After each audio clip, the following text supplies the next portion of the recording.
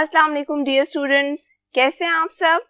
My name is Anam Rabbani and I am your teacher of social studies for class 6। बच्चों, हम पढ़ रहे थे chapter number 13 that was about environment of South Asia. हमने पूरा chapter complete किया and now we are going to do the exercise. तो चलिए शुरू करते हैं। बच्चों, हमारे पास पहला क्वेश्चन है, Recycling means making use of old and discarded things। अब recycling का मतलब तो आपको पता ही है कि old और discarded things को reuse करना। Give 2 examples of how old household goods are recycled। तो आपने कोई सी 2 examples देनी है कि कैसे old household चीजें दोबारा से use की जा सकती हैं, recycle की जा सकती हैं। First example is plastic bottles are used for decoration। अब आपके घर में आपने प्लास्टिक बॉटल्स तो देखी होंगी। अक्सर जब आप प्लास्टिक बॉटल्स खरीद के लाते हो तो आप उनको बाद में जाया कर देते हो, लेकिन कई बार उनको यूज में लाया जा सकता है। कई ऐसी वीडियोस आपको मिलेंगी जहां पे आप प्लास्टिक बॉटल्स को कट करके उनमें प्लांट्स भी उगा सकते हो, या आप उनको डेकोरेशनल पर्पस के लिए भी यूज कर सकते हो। So that is how you recycle or reuse plastic bottles। दूसरी एग्जाम्पल है old clothes can be reused। अब मैंने आपको पहले भी बताया था कि कई बार ऐसा होता है कि अगर आपके पास कोई कपड़ा है, फॉर एन एग्जाम्पल जीन्स, तो आप उसको एक अच्छे रीयूज में ला सकते हो। You can use it to make a diary cover और cover of any other book. आप उसका कोई अच्छा बैग भी बना सकते हो। You can also make a wallet of it. इससे रिगार्डिंग यूट्यूब पर और अदर सोशल मीडिया वेबसाइट्स पर बहुत सी वीडियोस गिवन है जो कि आप देख सकते हो और इंस्ट्रक्शंस फॉलो करके आप ऐसी चीजें बना सकते हो। ऐसी बहुत सी हाउस होल्ड चीजें होती हैं जिनको डेकोरेशन के लिए भी रीयूज किया जा सकता है। Then our next question, can you think of some people who collect material for recycling? अब हमने कुछ ऐसे लोगों का बताना है जो कि recycling के लिए मटेरियल कलेक्ट करते हों। तो उसमें आ जाते हैं हमारे गार्बेज मैन, जो कि आपका कूड़ा करकट उठाते हैं। तो कई बार ऐसा होता है कि जो मटेरियल रिसाइक्लेबल होता है, जो दोबारा से रिसाइकल करके यूज किया जा सकता है, वो उसको अलग कर लेते हैं और बाकी के गार्बेज को अलग कर देते हैं। And then there are scrap collectors. आपने अक्सर देखा होगा कि आपके घरों के बाहर, गलियों में या सड़कों पे कुछ ऐसे लोग भी फिर रहे होते हैं जो आपको ये कहते हैं कि अगर आपके घर में कोई एक्स्ट्रा मटेरियल है, स्पेशली मेटल या फिर कोई पेपर भी है जो कि आपने यूज नहीं करना या पहले से यूज हो चुका है, तो आप वो हमें दे दें। उसके बदले में आपको थोड़े बहुत पैसे भी दिए जाते हैं उसका वजन करने के बाद। तो वो स्क्रैप कलेक्टर्स होते हैं। वो भी ये मटेरियल आगे जाके बेचते हैं और फाइनली ये मटेरियल रिसाइकलिंग के लिए रिसाइकिल फैक्ट्री तक पहुंच जाता है। Then part c is name 3 causes of atmospheric pollution. अब आपके इस चैप्टर में हमने पोल्यूशन की कई टाइप्स पढ़ी, हमने उनके कॉजेज पढ़े, उनके साइड इफेक्ट्स पढ़े, उनकी वजह से जो डिजीजेस होते हैं हमने उनके बारे में भी पढ़ा। हमने यहाँ पे कुछ मेजर कॉजेज देने हैं कि एटमॉस्फेरिक पोल्यूशन किस वजह से होती है।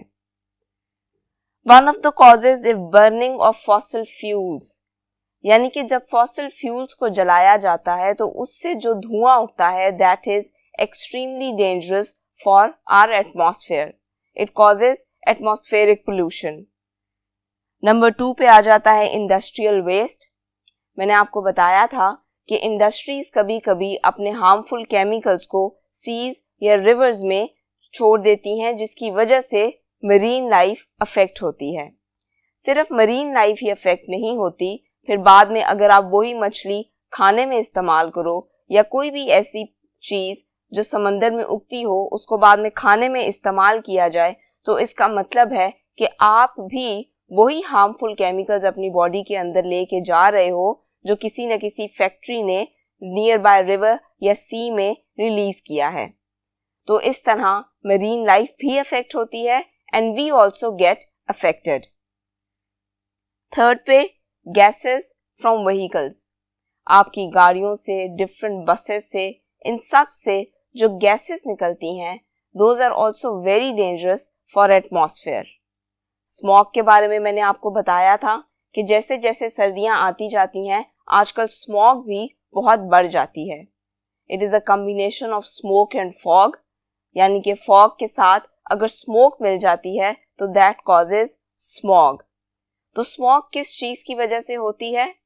गाड़ियों से जो धुआं निकलता है, फैक्ट्री से जो धुआं निकलता है, इसके अलावा कहीं अगर फॉसिल फ्यूल्स जलाए जाते हैं, ब्रिक किलन्स जिनको बंद करने के लिए अब कोशिशें जारी हैं क्योंकि उनकी वजह से भी बहुत ज़्यादा स्मॉग होती है। इसके अलावा भी बहुत सी ऐसी वजह हैं जिनकी वजह से एटमॉस्फेरिक पोल्यूशन होती है, but I have mention only a few. अगर आप चाहें तो आप और भी रीजंस देख सकते हैं। अब आ जाते हैं हम अपने अगले क्वेश्चन की तरफ, that is how does litre affects marine life and how can this be stopped. यानी कि जो गंद बीचेस पे होता है, जो चीजें आप बीचेस पे फेंक आते हो, वो सारा जो लिटर है उसका मरीन लाइफ पे क्या असर होता है और उसको रोकने के लिए हम क्या कर सकते हैं। Water gets polluted due to litter, in turn affecting marine life. तो हमने थोड़ी देर पहले ही बात की कि ये जितना भी लिटर होता है या जितने भी डेंजरस केमिकल्स फैक्ट्री से रिलीज किए जाते हैं उसकी वजह से हमारी मरीन लाइफ अफेक्ट होती है। बच्चों, मैंने आपको प्लास्टिक पोल्यूशन के बारे में भी बताया था और मैंने आपको ये भी बताया था कि हमारा जो मरीन डेब्री है, यानी कि समंदरों से जो कूड़ा करकट निकाला जाता है, उसमें से 60 to 90% प्लास्टिक होता है। तो ये सब चीज़ें हमारी मरीन लाइफ को बहुत ज़्यादा अफेक्ट करती हैं। कई ऐसे पार्टिकल्स होते हैं प्लास्टिक के जो फिशेस अगर खा जाएं तो दे डाई। अब इसको रोकने के लिए क्या किया जा सकता है? First of all we have to behave responsibly. आप जितने मर्जी प्रिकॉशनरी मेजर्स ले लो, सबसे पहले आपने खुद इस चीज़ का एहसास करना है कि आपने कोई भी चीज़ इधर उधर नहीं फेंक देनी। If there is a proper place for dumping your waste material तो आप वहां जाकर रैपर्स फेंको और whatever you have got to throw. सबसे पहले इस चीज का एहसास हमें खुद करना है, तभी जाकर कोई और चीज हम पर असर करेगी, कोई अवेयरनेस कैंपेन या सोशल मीडिया कैंपेन। लेकिन फिर भी लोगों की आगाही के लिए we should start awareness campaigns. अगर इस चीज पर ज्यादा फोकस किया जाए कि आपने अगर कहीं भी घूमने फिरने जाना है तो आपने अपना वेस्ट मटेरियल या आप जो चीज़ें खाते पीते हो उसके जो रैपर्स होते हैं आपने इधर उधर नहीं फेंकने, तो इस चीज़ से भी बहुत फ़र्क पड़ जाएगा। हम मीडिया को यूज़ कर सकते हैं इस काम के लिए। आप मीडिया पर कई ऐसी वीडियोस चला सकते हैं, कई ऐसी कैंपेन्स चला सकते हैं जिनके थ्रू लोगों को ये बताया जाए कि आपके रैपर्स फेंकने से या लिटर फेंकने से मरीन लाइफ किस हद तक अफेक्ट हो रही है। और फिर सिर्फ मरीन लाइफ अफेक्ट नहीं होगी, हमारी अपनी लाइफ भी अफेक्ट होगी। Our next question is well displayed chart showing forms of environmental pollution। उसने आपसे कहा है कि आपने जितनी भी environmental pollution के बारे की फॉर्म्स पढ़ी हैं उन सब का एक well displayed चार्ट बनाओ। तो बच्चों, ये चार्ट आप अपनी स्क्रीन्स पर देख सकते हैं। इसमें डिफरेंट फॉर्म्स ऑफ पोल्यूशन हैं, उनके कॉजेज हैं और उनके मेजर साइड इफेक्ट्स हैं। आप ये चार्ट नोट डाउन कर लो। इसके अलावा अगर आप इस चार्ट में किसी भी किस्म की कोई एडिशन करना चाहो तो आप कर सकते हो। Right different forms of pollution, आप देखो कि वो होती किस वजह से है। सबसे पहले try to define that kind of pollution, फिर किस वजह से होती है और उसके बाद उसके क्या साइड इफेक्ट्स होते हैं। Now let's come towards our last question, that is find out if there is any environment protection agency।